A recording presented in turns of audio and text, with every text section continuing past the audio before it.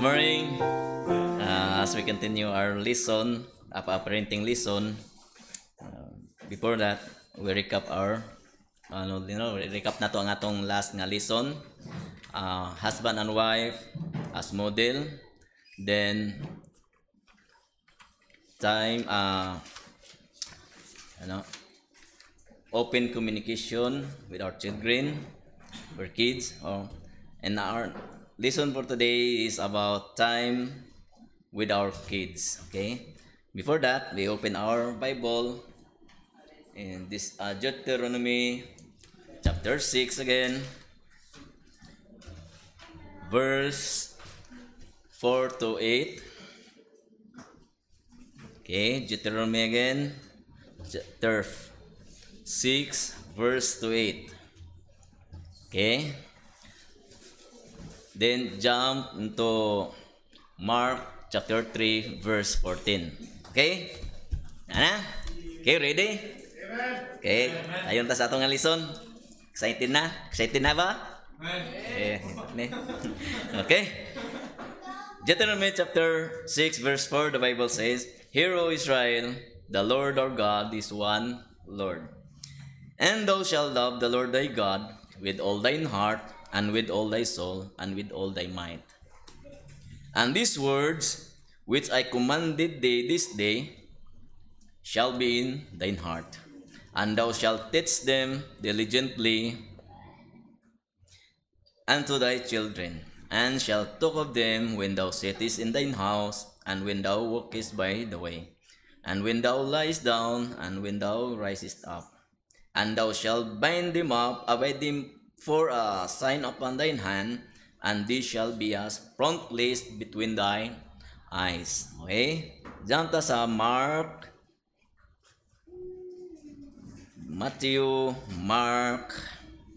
chapter 3, verse 14. Okay? Mark chapter 3, verse 14. Okay, Nana? Okay. The Bible says, "And he ordained 12 that they should be with him, and he might send them forth to preach." Okay? Kamputa. Nang itong amahan sila mga hamanan, Lord, aniha kami karong kaduhon. Magpadayon, Lord God, sa mga lesson, parenting lesson, Lord God. Naano kami sa tunga-tunga karon. Kampo kami Ginoo nga kini amog yung ma-apply sa among kinabuhi, isip ginikanan o sa magpadulong pa sa magminyo, Lord God. Tungod kay kini galamiton yun, Lord God, sa usa ka ginikanan unsaon pagdala ang ilang mga kanakan. In Jesus' name we pray. Amen. Okay? Time with our kids, no?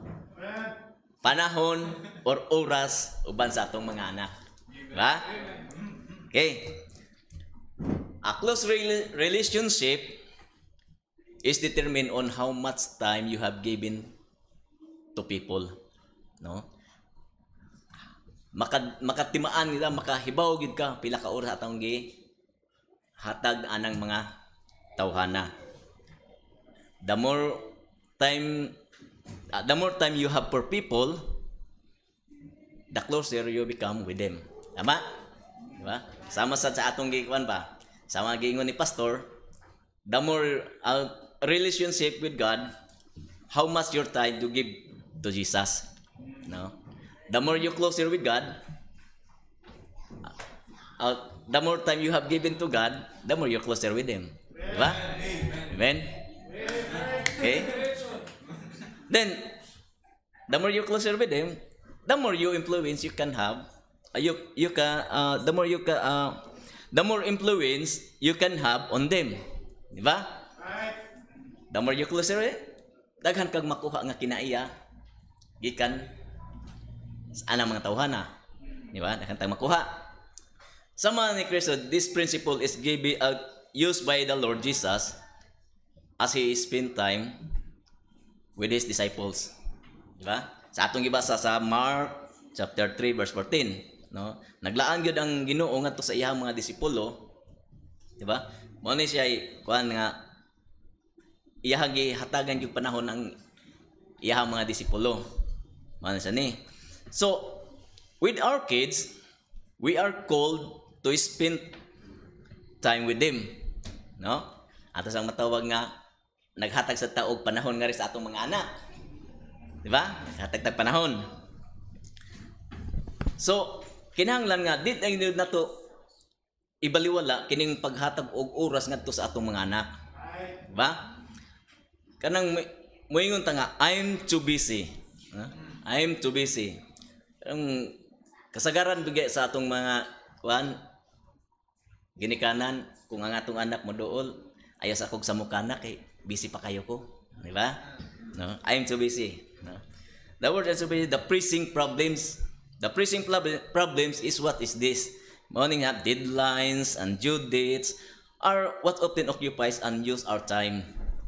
Na, morning naka kanang murag nagapos na tabaan ni ba sa mga dinalian mga butang, mga due dates o mga deadline sa bayronon. Diba? Mga bayronon sa utang. Ayos ako sa muka kay tagatabayronon nak. Diba? Di na to ang iwan ganang atong naka-occupy na gid sa atong oras. The sense of urgency for these things demands our precious time away from us. Diba? Nasa ikuan nga murag ang atong ubang mga bililhong mga butang nga angay tong taga-agkuan importansya murag nagapos na diri sa usa, no? Wala na to mahatagi, murag na layo na ta sama sa kuan kanang ang atong panahon nga sa atong anak nabiyaan na to, okay? Kapalayo na to. We know that these urgent things will always part of our lives. Diba? Parte na sa atong kinabuhi ang mga dinalian. But also keep in mind our kids do not. Wala pa gid sa atong mga anak ng mga dinalian, diba? Wala pa ni sila yung hunahuna eh. O mo na nga, ibutang sa atong hunahuna nga wala pa ni sila. We give priority to precious things and individuals, no? Atong gitagaan og panahon ang matag-usa ang mga importante sa atong kinabuhi, no? For example, atong gihatagan og importante o gihatagan natong panahon ang tao nga importante nato, no? Wa nato hatagi og importante ang mga tao nga dili importante nato sa mga tambay. Di na nato hatagan og panahon, no? Ang hatagan nato og panahon katong mga importante sa atong kinabuhi, di ba? And if our kids are precious to us, then we need to give time to them, no? Kung atong gikuan nato nga importante ning atong mga anak, ato silang tagaan og panahon. Di ba? Di nato nga di ta mo ingon nga I'm too busy. I'm too busy is something we cannot just say to our kids. Tigid angay nato isulti nila. It's because they say and know that we make time and give time of what is value to us. Diba? Nakita na nila sa atoa nga nihatag-tag panahon or oras sa bililhon nga butang nato. Diba? Tagaan na to. Wala akong gingon nga wala ta mohatag og panahon sa mga tao nga dili importante. Dito ra ta nihatag og panahon or oras sa atong mga gikinahanglan importante sa atong kinabuhi. Di ba? Nasundan? Yes. Amen, okay. Ikaduha, be sensitive for golden opportunities with your kids. Diba? Kinahanglan sensitibo ta sa mga bulawanon nga kay gayunan uban sa atong anak. No? Uban sa atong anak. Kay the golden opportunity I talk about is when your children come to you and took their hearts out. Modool mga golden opportunity nga sa dihang ang atong anak modool nga rin nato og mupagawas unsay nasa at ilahang kasing-kasing, di ba? Manay golden opportunity. It's they invite you to know their thoughts and feelings. Kanang kuan ba nga gitawag ba nimo ba? Gitawag ta ba nga papa kanang gipahibaw na ako ipahibaw nimo, di ba? Nga na ipahibaw ang atong anak nga rika nato. May tungod unsay naas iyang kasing-kasing ug unsay naas iyang gibati. Di ba? Kay ang atong anak lisod na kayog atong magpahungaw sa iyang barkada. Diba? Ari gyud na nato mo na golden opportunity. Kay panagsara gyud na sila. Sama sa atong gistudihan nga ang atong anak panagsara gyud, they are not always given to us. No? Mo na nga that is a golden opportunity. Their personal concerns and some life-changing discussion and questions. Na mga kausaban ba nga sa ilahang kinabuhi, ang mga concern tungod sa ilahang love. Muduol na to. Mo sulti gud sila kanang mo nay panahon nga makainistoryahanay mo makahatag kag advice sa ilahang mga concern sa ilahang kinabuhi. Why is this golden? Anong golden man nga opportunity? Simply because you cannot just demand and say, sit down and talk. Dili ta makadiman nila nga lingkod nak nya sulti unsa imong kwan dibati, di ba? Di ta maka panana. And this forcing your way into them than them opening their hearts to you. No? Pugsong gyud nimo ang imong kagalingon ba nga, nak sige na. Lingkod diha sulti gyud. Di ta makakwanana, di ta makadiman. Kaysa gyud sila gyud mismo nga mosulti nga ri kanato. Di ba? Sila gyud mismo mosulti nga ri nato. Mo nay golden opportunity nga gipahibaw ta nila unsay nas ilang nauna ug nas ilang kasing-kasing. Di ba? Amen. Then this moment comes, or the golden opportunity comes when you play sport together. Nagkuyog mo ba?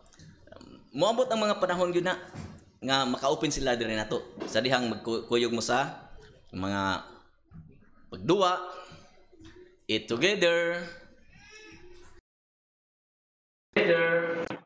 walk together, and do things together.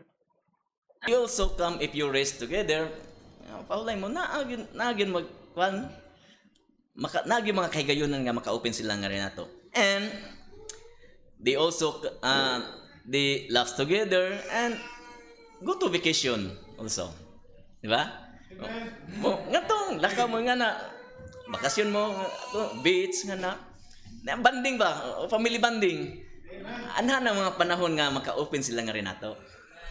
Ano sa pakana, no? Kana mga panahon na mugawas gana siya. No, mabot na sa ato nga panahon na kay kining ato mga anak, mga dalaga sahay makitago-tago ba yapon na sila sa ilang feelings, no? Di ba? Kinahanglan nga mga opportunity ba nga kinsa ilang mga crush makaibaw ta. Di ba? Karong arong magayra nato sa sakto. Di ba? Magayra nato. Ang golden opportunity na nga makaibaw ta unsay nas ilang una-una sila bati concerned about their life. Di ba?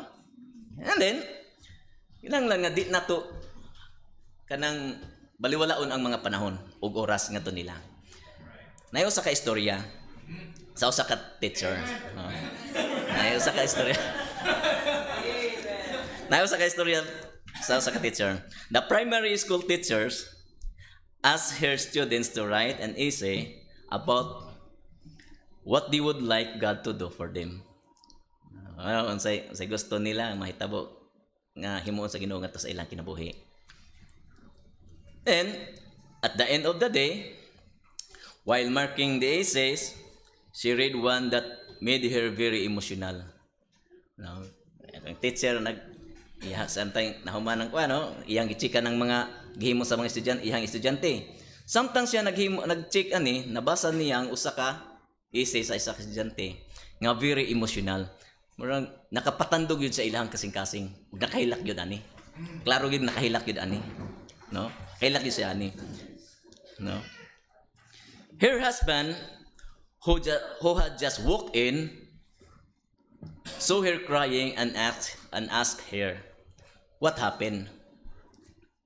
Husband said, no? She answered, "Read this. It's an essay written by one of my students." Salak doon nga pa istorya. He read the essay. Ang essay na ingon, "Oh God, tonight, I ask you something very special.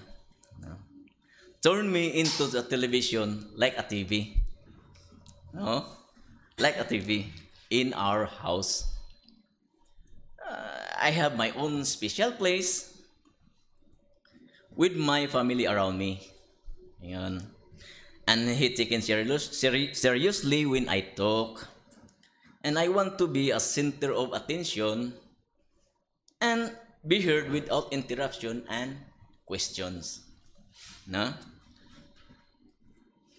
I want to receive the same special care that the TV receives even when it is not working. Gitagaan og kanang pagtagad, pagtagad ang TV gani wa maglihok. No? Di ba? To have the company of my dad when he arrives home from work, even when he is tired. And I want my mom to want me even when he is sad and upset. But pasabot, gusto sa bata, nga mamahimo siyang TV sa ilang panimalay. No? Kaya ang iyang maugpapa, nga gikan sa trabaho yang papa, ulis balay, gikapoy, TV atubang. No? Yang mama, bisan nas kagulanan, na mga problema, tos TV atubang. No? Wala na siya panahon sa iyahang ginikanan. No? Wala na siya mataga ipagtagad. Mana gusto na lang siya sa TV. Gusto siya mahimong TV. No? Mo na gusto sa bata. Nga wa na siya attention gikan sa iyahang ginikanan. Nuwag tanga na. Mo na gusto sa bata nga mahimo siya nga TV sa ilahang panimalay. Ningon nan, Lord, ningon ang iyahang continue sa iyahang suwat, iyang essay, Lord, I don't ask you for more. Lanay lain, Lord. Kana ra, Lord. I just want to live like a TV. Grabe, no? I just want to live like a TV. At the moment, the husband said, ini may nindot, "Oh my, poor kid." So, yan yung bata. What a horrible parents. Ba? Nakaingon ang yang bana. Unsa nga klase nga ginikanan ni siya, naa siya. Batiag siguro batasan aning ginikanan ani no? Nga kaluoy aning bataa.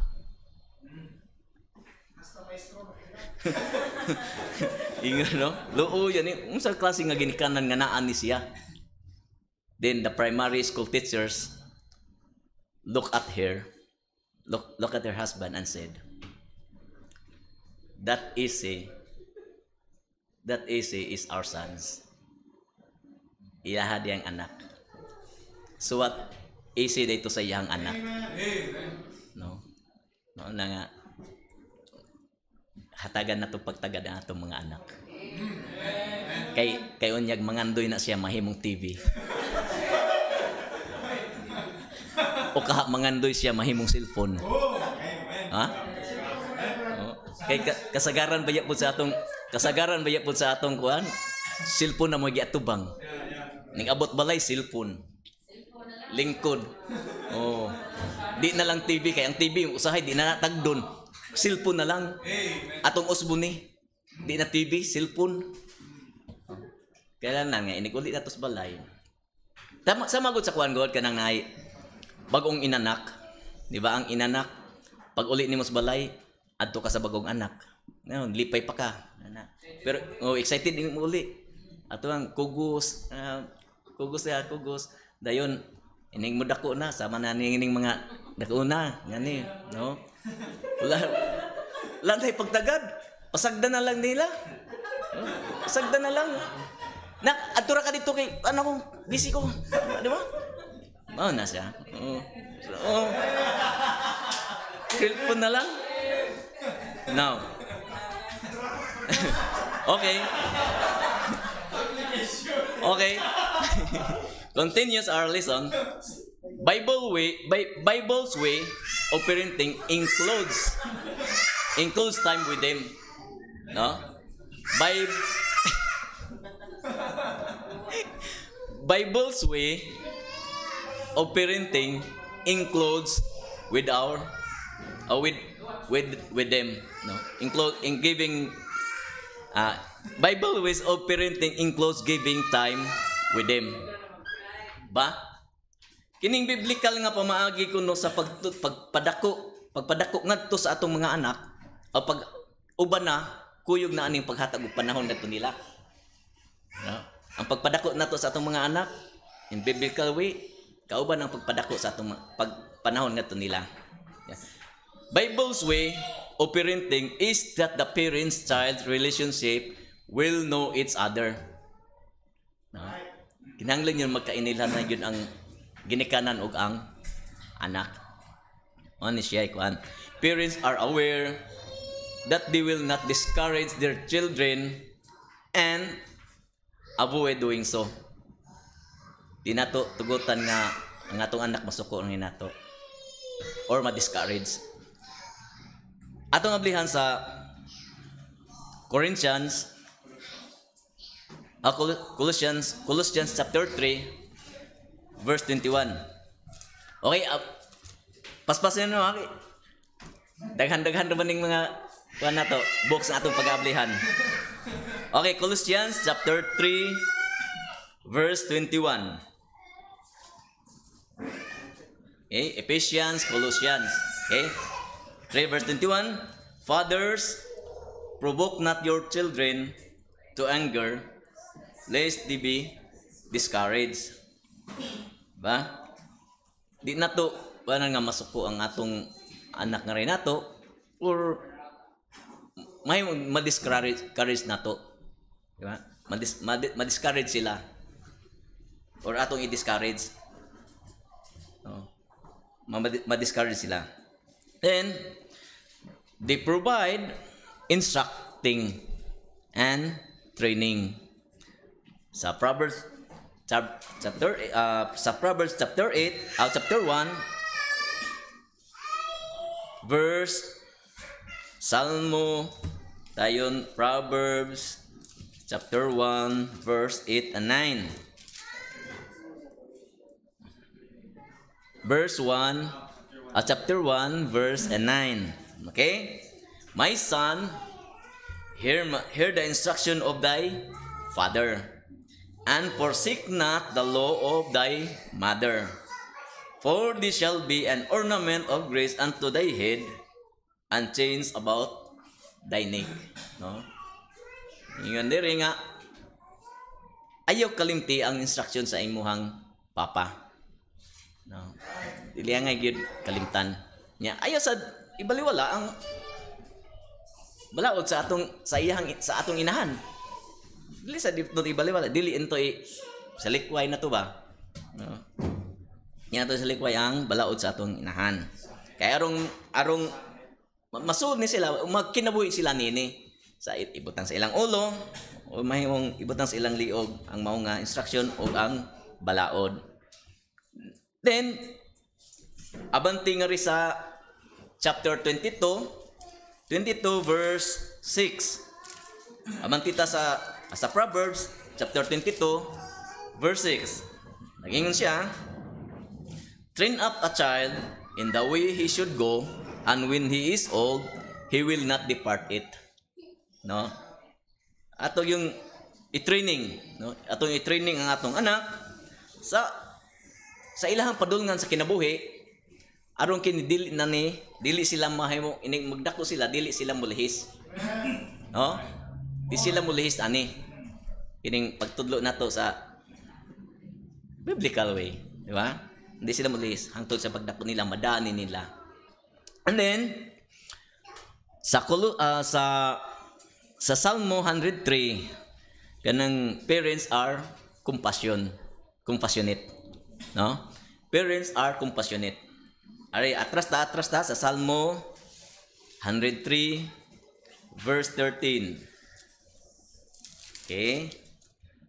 103 verse 13. Like a father pitieth his children, so the Lord pitieth them that fear him. No? Pasabatan sama sa usa ka mahan nga manggiloy-on ngadto sa iyang anak.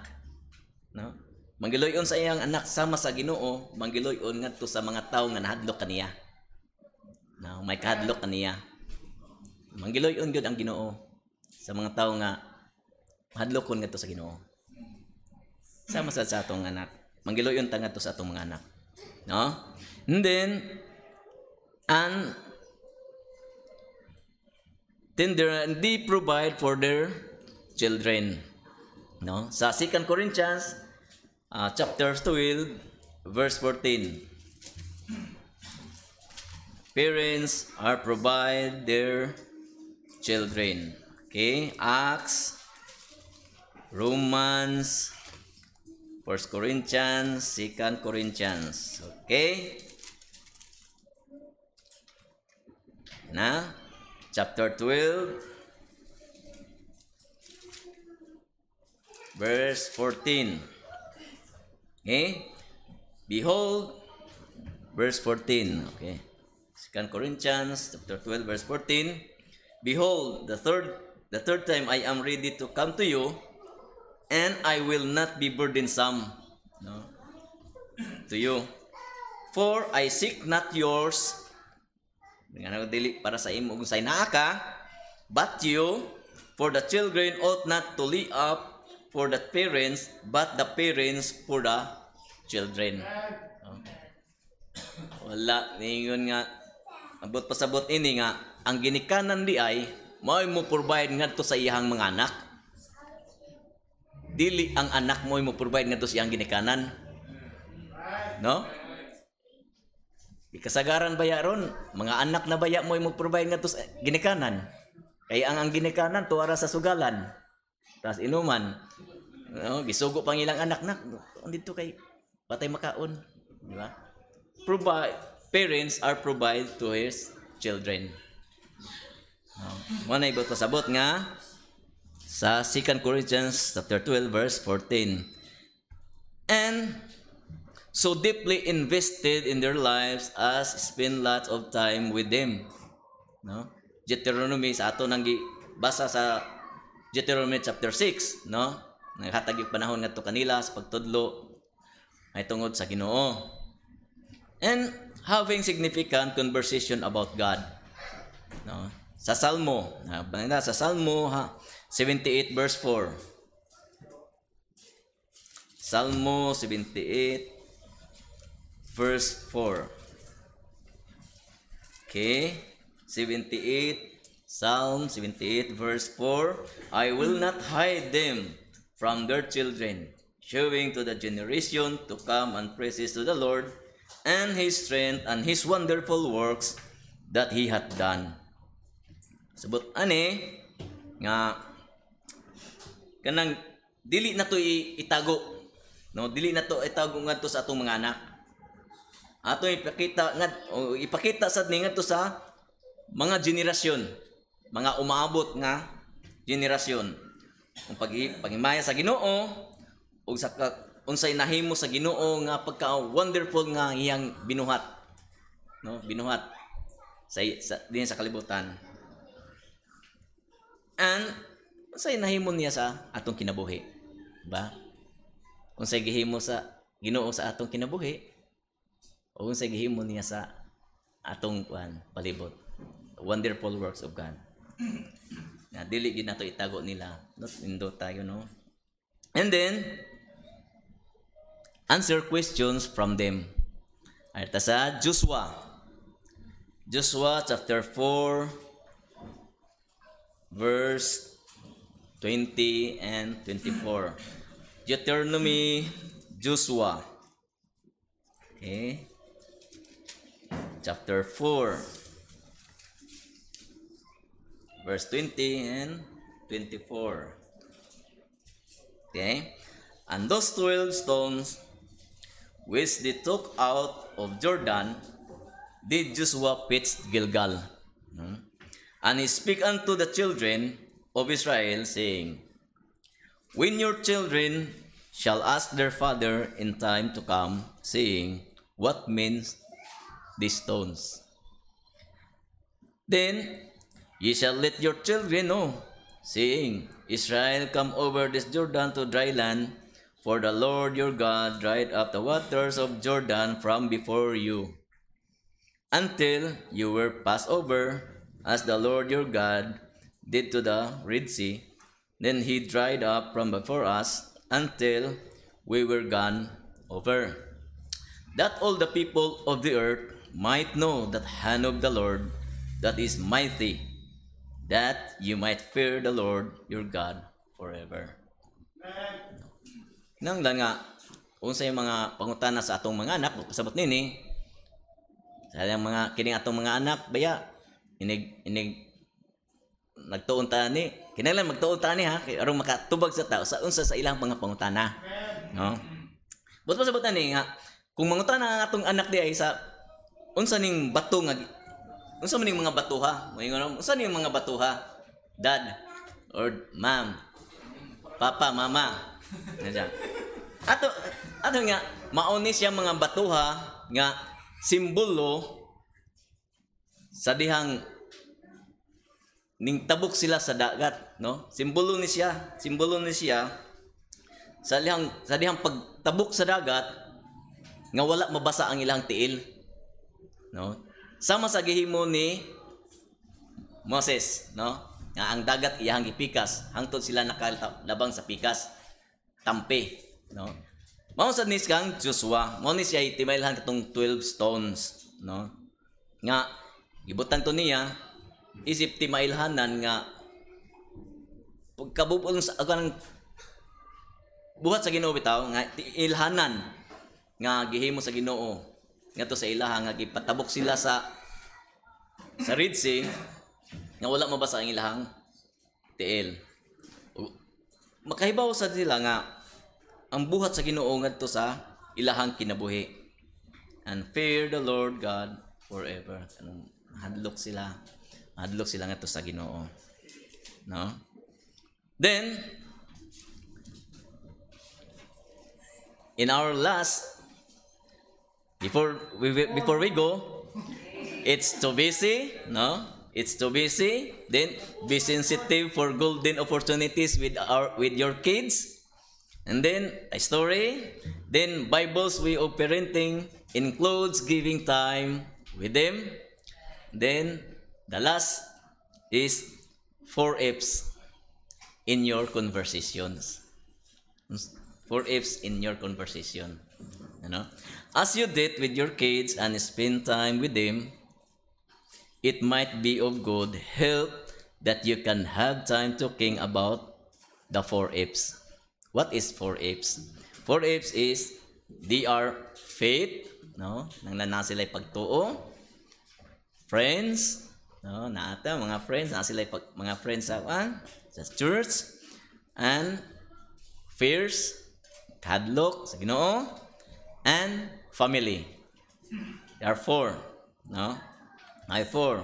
Ilan na gahisgutan ni.